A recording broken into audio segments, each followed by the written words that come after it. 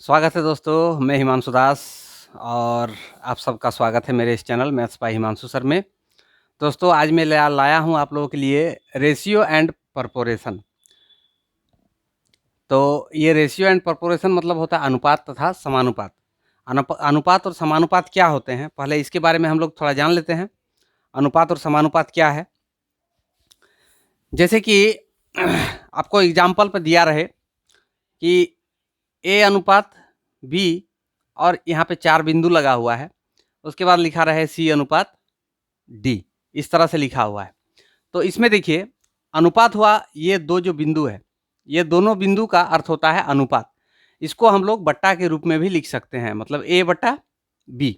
और ये जो 4 बिंदु दिख रहा है, ये 4 बिंदु का अर्थ होता है बराबर, इसको हम बराबर के रूप में लिख सकते हैं।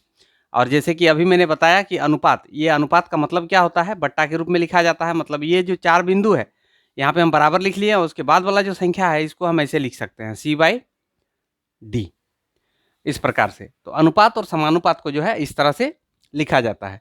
ये हो गया अनुपात और ये हो गया समानुपात, ठीक है। तो इससे रिलेटेड जो है कुछ प्रश्न हैं जो आप लोगों के प्रतियोगिता परीक्षा में पूछे जाते हैं और अक्सर पूछे जाते हैं। कोई भी कॉम्पिटिटिव एग्जाम हो उसमें जो है समानुपात तथा अनुपात और समानुपात से जो है कुछ ना कुछ 1-2 प्रश्न जरूर रहते हैं, अवश्य रहते हैं, ठीक है ना। तो इस चैप्टर को जानना आप लोगों के लिए बहुत ही फायदेमंद होगा, क्योंकि इससे रिलेटेड जो प्रश्न होंगे वो आप लोगों के प्रतियोगिता परीक्षा में नहीं छूटेंगे, ठीक है ना। तो इसको ज़रा ध्यानपूर्वक आप लोग देखें।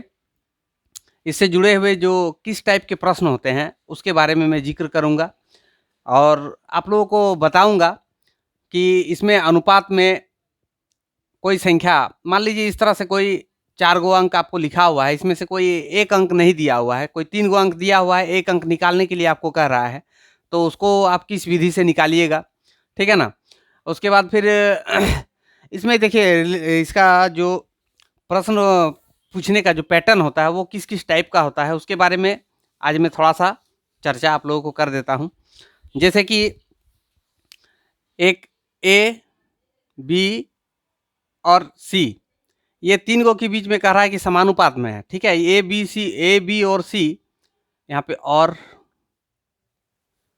ए बी और सी समानुपात में हैं, तो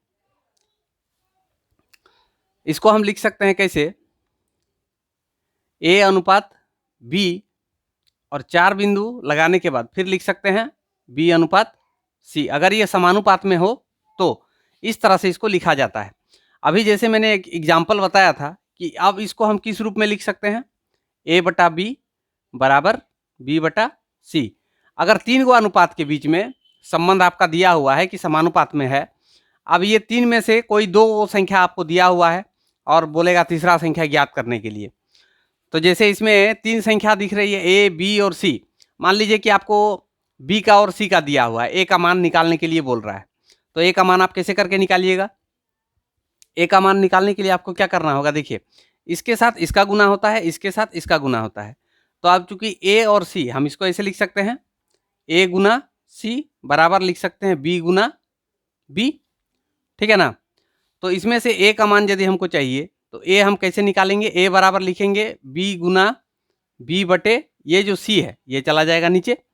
ए का मान हम इस प्रकार से ज्ञात कर सकते हैं। ये हो गया पहला नंबर।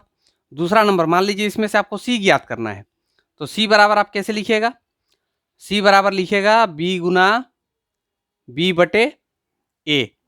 अब मान लीजिए आपको बी ज्ञात करना है, तो बी कैसे करके ज्ञात करेंगे, देखिए यहाँ पे बी गुना बी, इसका अर्थ क्या होता है, बी स्क्वायर होता है। यहाँ पे लिख दीजिए बी स्क्वायर बराबर ए इंटू सी, ठीक है। तो इसमें से आप बी ज्ञात कर सकते हैं ऐसे, ए गुना सी है, आप लोग संख्या पद्धति में पढ़े होंगे, या तो फिर आप इसको करनी का नियम भी बोल सकते हैं। करनी के नियम के अनुसार क्या होता है कि अगर इधर कोई संख्या में स्क्वायर है, इसको बराबर के उस साइड में अगर स्क्वायर को हम भेजते हैं तो यहाँ पे क्या हो जाता है, एक रूट लग जाता है। बराबर के उस साइड में सभी संख्याओं में एक रूट लग जाएगा, ठीक है। तो इस तरह से b का मान हम ज्ञात कर सकते हैं। तो 3 नंबर में b का मान भी हम इस प्रकार से निकाल सकते हैं। ये तो हो गया 3 संख्या के बीच में। अगर मान लीजिए इसमें 4 संख्या दिया हुआ रहे, 4 संख्या में जैसे अगर a, b, c और d चारों संख्या में अगर समानुपात है, समानुपात में है, तो आप क्या कीजिएगा, इसमें अगर मान लीजिए आपको ये बी, सी और डी तीनों दिया हुआ है, ए का मान नहीं दिया हुआ है, इसको ज्ञात करने के लिए बोल रहा है, तब आप कैसे करके ज्ञात कीजिएगा। तो ए बराबर, यहाँ पे आप देखिए सबसे पहले इसको जो है अनुपात के रूप में लिखिए, ए अनुपात बी अनुपात समानुपात सी अनुपात डी होता है। यानी कि हम लिख सकते हैं ए बटे बी बराबर सी बटे डी। तो आप इसमें से हम फॉर्मूला निकाल सकते हैं। कैसे, पहले इसके साथ इसका और इसके साथ इसका गुना कर लेते हैं, ए गुना डी, इसको कहा जाता है वज्र गुणन या तो फिर क्रॉस मल्टीप्लिकेशन, ठीक है। इसके साथ होता है इसका गुना और इसके साथ होता है इसका गुना, ठीक ना, और बीच में बराबर दिया जाता है। एक बार गुना करने के बाद लिख लिए, उसके बाद बराबर देंगे, उसके बाद फिर इधर वाला गुना करके इधर लिखेंगे। ए गुना बी, ए गुना डी बराबर बी गुना सी, ऐसे लिखेंगे। अब इसमें से देखिए चारों का मान हम लोग ज्ञात कर सकते हैं। कैसे, ए मान लीजिए 1 नंबर में ए हमको ज्ञात करना है, तो ए बराबर हो जाएगा बी गुना सी बटे इधर वाला जो है डी, 2 नंबर। अगर हमको डी ज्ञात करना है, इस डी का मान ज्ञात करना है, तब क्या लिखेंगे, बी गुना सी बटे ए, ठीक है, 3 नंबर। अगर हमको सी ज्ञात करना है तो सी बराबर क्या लिखेंगे, ए गुना डी बटे बी, ए गुना डी बटे बी, 4 नंबर। अगर हमको बी ज्ञात करना है तब क्या लिखेंगे, ए गुना डी बटे सी। इस प्रकार से आप चारों का मान ज्ञात कर सकते हैं, ठीक है। तो ये हुआ एक बेसिक, इसका जो है समान अनुपात और समानुपात का एक बेसिक होता है, बेसिक फॉर्मूला। इसको आपको याद रखने का भी जरूरत नहीं है। यदि आप इस फॉर्मेट में बैठा लेते हैं तो आपको किसी भी फॉर्मूला को याद रखने का जरूरत नहीं है। आप इसको इसी के माध्यम से जो है इसको बना सकते हैं। वो तो आप संख्या पद्धति में पढ़े ही होंगे, इस प्रकार से इसका गुना होता है, संख्याओं का जोड़ घटा गुना भागा, ये सब तो सभी संख्या पद्धति और सरलीकरण के अंतर्गत आ जाता है। उन सब चैप्टरों को पढ़ने से जो है आप ये सब बेसिक नियम जो है आसानी से सीख पाएंगे। तो मेरी सलाह है कि आप लोग यदि संख्या पद्धति नहीं पढ़े हैं तो संख्या पद्धति को एक बार पढ़ लीजिए, ताकि इस चैप्टर को मतलब समझने में आपको सुविधा हो, ठीक है। चलिए हम लोग आगे बढ़ते हैं। इसमें और आता है टाइप, कुछ टाइप जैसे कि अब हम लोग टाइप में चलते हैं कि किस प्रकार के गणित पूछे जाते हैं परीक्षा में, ठीक है ना। इसमें भी जो है वो टाइप शामिल है, लेकिन उस टाइप को जो है यहाँ पे उतना डीपली बताने का हम जरूरत नहीं समझते हैं कि उतना डीपली इसको बताया जाए। इसमें देखिए कोई संख्या आपको पूछ सकता है, वो जो है आपका ग्रुप डी लेवल के एग्जाम में उस टाइप के प्रश्न पूछे जाते हैं। जैसे कि हम एक दो एग्जाम्पल बता देते हैं आपको।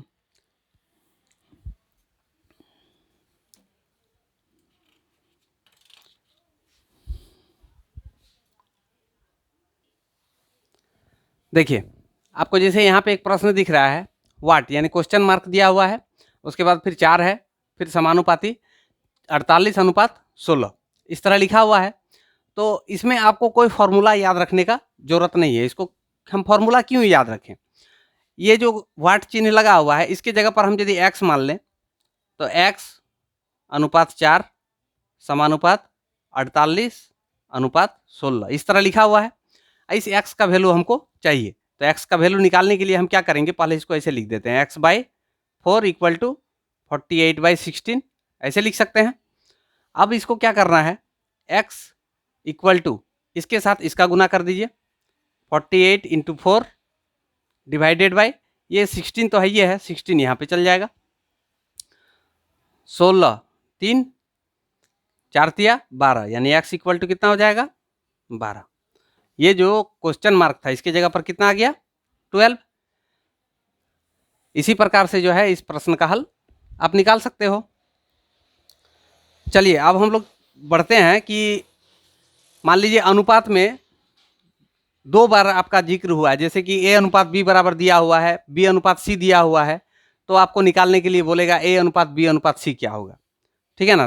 तो उस टाइप के प्रश्नों को आप कैसे करके हल कीजिएगा देखिए उसके बारे में भी मैं जिक्र कर देता हूँ। अच्छा, इसमें और एक दो एग्जाम्पल हम लोग देख लेते हैं।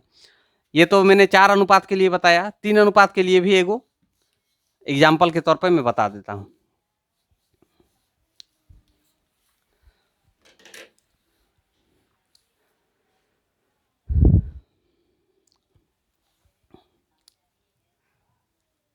संख्याएं 4 और 8 का प्रथम समानुपाती क्या है, यह आपका प्रश्न है। संख्याएं 4 और 8 का प्रथम समानुपाती क्या है। इस प्रश्न से क्या तात्पर्य है, मतलब पूछ क्या रहा है कि मान लीजिए वो जो प्रथम समानुपाती पूछ रहा है वो x है, ठीक है। x अनुपात 4 समानुपात 4 अनुपात 8, ये है प्रश्न। इस प्रश्न में x का मान चाहिए, तो x का मान कैसे निकालेंगे, x/4 = 4/8। तो हम इसको कैसे लिख सकते हैं, x × 8 = 4 × 4, यानी x इक्वल क्या हो जाएगा 4 × 4/8, 4 2 जा 8, 2 2 जा 4, यानी x इक्वल 2, ये हो जाएगा आंसर। इस प्रकार से इस प्रश्न को आप हल कर सकते हैं, ठीक है ना। इसमें कोई फॉर्मूला का जरूरत नहीं है, इसमें किसी भी फॉर्मूला को याद रखने का जरूरत नहीं है। उसके बाद नेक्स्ट आते हैं हम लोग,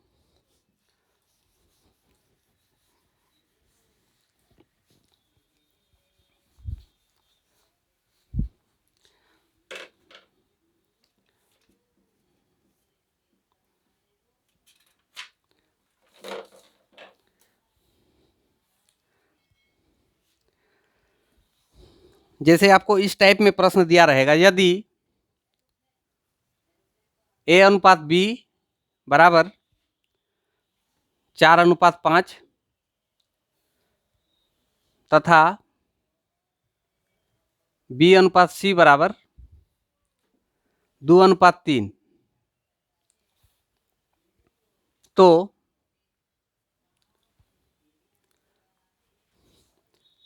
A अनुपात B अनुपात C बराबर क्या होगा। इस टाइप के प्रश्न तो अक्सर पूछे जाते हैं। इसमें आपका जो कॉम्पिटिटिव एग्जाम है उसके मैथ वाले जो पोर्शन है उसमें समानुपात, अनुपात और समानुपात से इस प्रकार के प्रश्न हमेशा पूछे जाते हैं, ठीक है ना। तो इस प्रश्न को आप आसानी से हल कैसे कीजिएगा, देखिए यहाँ पे 2 चीज आपका दिया हुआ है, A अनुपात B दिया हुआ है, B अनुपात C दिया हुआ है। ज्ञात करने बोल रहा है A अनुपात B अनुपात C क्या होगा। तो आप सबसे पहले A अनुपात B इसको लिख दिए और यहाँ पे B अनुपात C ऐसे लिख दिए, ठीक है ना। तो इस प्रकार से पहले आप जो है इसको बैठा लीजिए। जैसे देखिए A और B का मान कितना है 4 अनुपात 5, उसके बाद फिर इसका B और C का 2 अनुपात 3। तो इसको करने का अर्थ क्या है, इसको आप इधर बढ़ा दीजिए, 2 को इधर बढ़ा दीजिए, 2 यहाँ पे लिख दीजिए, ठीक है। और ये 5 जो है 5 को आप इधर बढ़ा दीजिए, यहाँ पे 5 लिख दीजिए। अब इसको आप गुना कर दीजिए ऐसे सीधा सीधी में, 4 दूनी 8, 5 दूनी 10, 5 तिया 15। ये तीनों संख्याएं अगर किसी संख्या से कटती है तो उसको काटना है, अगर नहीं कटती है तो यही आपका आंसर होगा। यानी A अनुपात B अनुपात C बराबर कितना होगा 8 अनुपात 10 अनुपात 15, यही होगा आपका आंसर। इस प्रकार के अगर प्रश्न दिए रहे तो आप इसको इस प्रकार से हल कर सकते हैं, ठीक है। चलिए इसमें और एक दो एग्जाम्पल देख लेते हैं।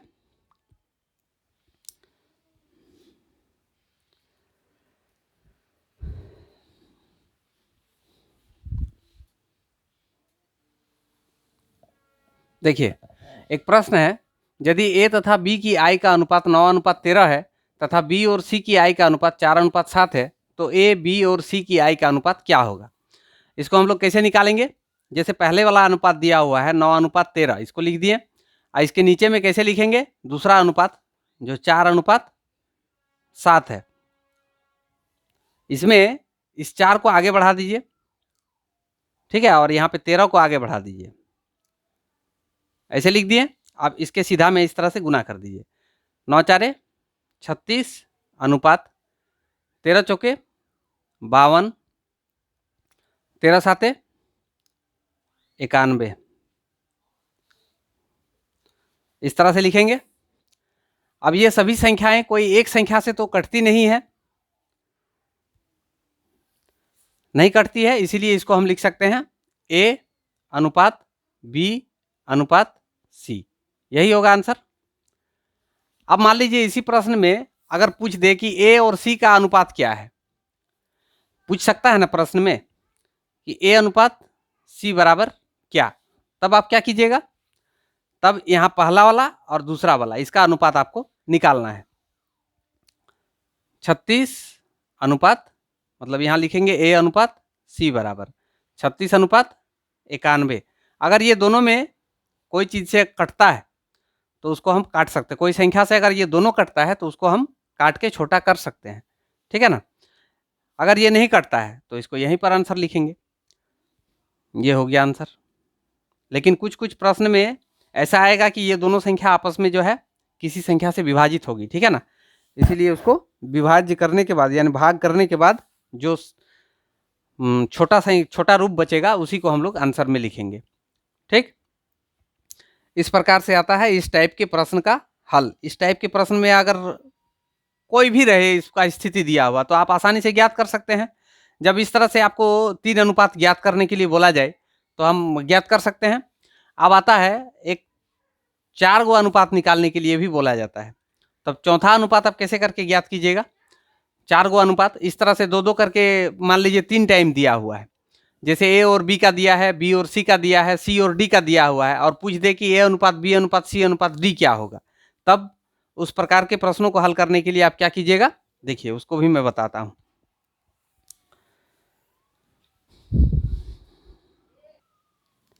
देखिए अगर इस टाइप के प्रश्न दिए रहे, यदि ए अनुपात बी बराबर 2:3, बी अनुपात सी बराबर 5:9 तथा सी अनुपात डी बराबर 6:7 हो, तो ए अनुपात बी अनुपात सी अनुपात डी बराबर क्या होगा? तो इसके लिए पहले हम लोग क्या करेंगे? ए अनुपात बी अनुपात सी, ये तीनों का मान पहले हम लोग ज्ञात करेंगे। तो ये तीनों का मान ज्ञात करने के लिए अभी मैंने विधि बताया कैसे करके किया जाता है। ये जो पहला अनुपात है 2:3, इसके नीचे में हम इसको लिखेंगे 5:9, 3 को आगे बढ़ा लेते हैं, ठीक है, यहाँ पे एरो चिन्ह लगाइए और यहाँ से 5 को बढ़ा दीजिए आगे, इस तरह लिख लिए 5 दूनी 10, 5 तिया 15, 9 तिया 27, ये किसी से कटेगा नहीं। चलिए ये मान हो गया इसका ए अनुपात बी अनुपात सी का। अब हमको चाहिए इसमें डी का भी मान, तो डी का मान लेने के लिए जो लास्ट अनुपात यहाँ पे दिया हुआ है इसको आप यहाँ पे लिख दीजिए,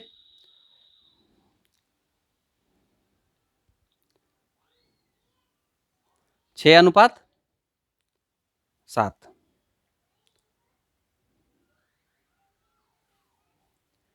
इसमें 6 को जो है इधर सभी अंकों तक बढ़ा दीजिए, यहाँ भी 6, यहाँ भी 6, और इस 27 को खाली आगे बढ़ा दीजिए यहाँ तक। आप सबको मल्टीप्लाई गुना कर दीजिए, 10 चौके 60, 15 चौके 90, 6 7 42, 6 दूनी 12 और 4 16, 7 7 49, 7 दूनी 14, 4 18, इस तरह से इसका प्राप्त होगा। अब देखिए ये सभी संख्या जो है किसी से विभाजित होगा, कितना से विभाजित होगा? 3 के साथ सभी विभाजित होगा। 3 से इसको हम विभाजित करते हैं, 20 तिया 60, 30 तिया 90, 5 तिया 15, 4 तिया 12, 6 तिया 18, 3 तिया 9, 20, 30, 54 और 63। ये प्राप्त हो गया किसका मान? ए अनुपात बी अनुपात सी अनुपात डी का मान। इस प्रकार से हम इसको ज्ञात कर सकते हैं। ठीक है ना। इसका और एक एग्जाम्पल देख लेते हैं।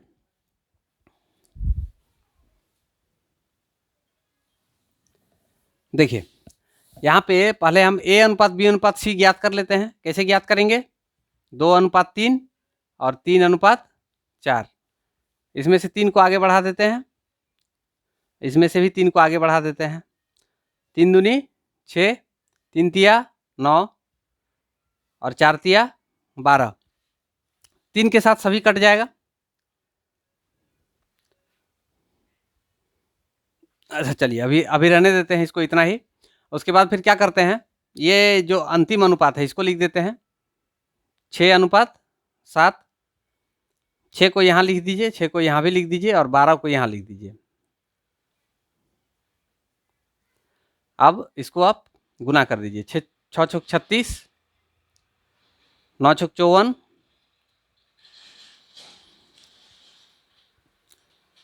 12 छक 72, 12 7 84।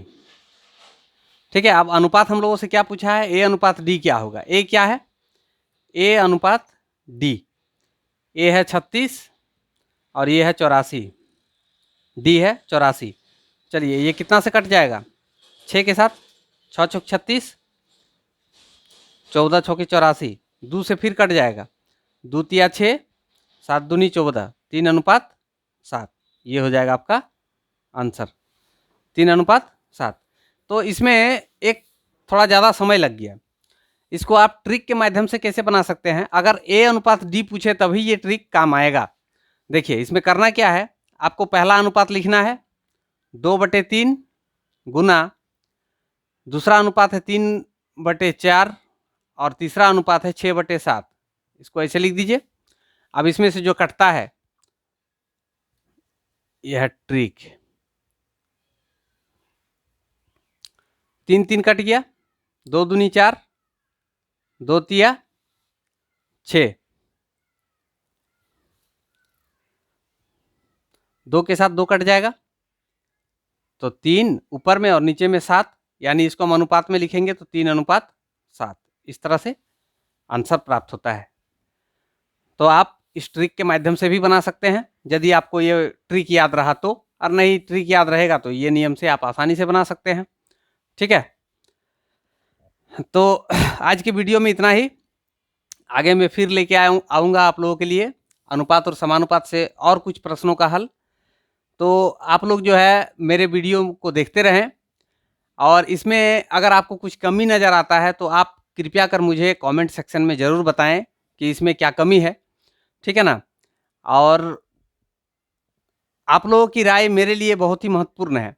आप लोगों के राय के अनुसार ही मैं ये निर्णय कर पाऊँगा कि मुझे और इसमें क्या इंक्लूड करना चाहिए, क्या जोड़ना चाहिए, ताकि मेरा वीडियो जो है आप लोगों को और अच्छा लगे। ठीक है। तो मैं अपने वीडियो की जो दृष्टता है उसको और अधिक रोचक बनाऊं आप लोगों के लिए। मुझे और क्या करना चाहिए वीडियो के माध्यम से, और आप लोगों के लिए नया नया चीज़ क्या करना चाहिए जिसके बारे में मुझे जानकारी मिलेगी। तो आप लोगों से निवेदन है, कृपया कर आप लोग कमेंट ज़रूर किया कीजिए। अच्छा लगता हो वीडियो तो लाइक, ज़्यादा से ज़्यादा लाइक कीजिए और शेयर कीजिए। और जो मेरे साथ नए नए जुड़े हैं उनसे मैं निवेदन करना चाहूँगा मेरे इस चैनल को सब्सक्राइब कर लें और साथ में बेल आइकन को भी दबा दें ताकि आपको आने वाले वीडियो का नोटिफिकेशन मिलता रहे। धन्यवाद। शुभ रात्रि।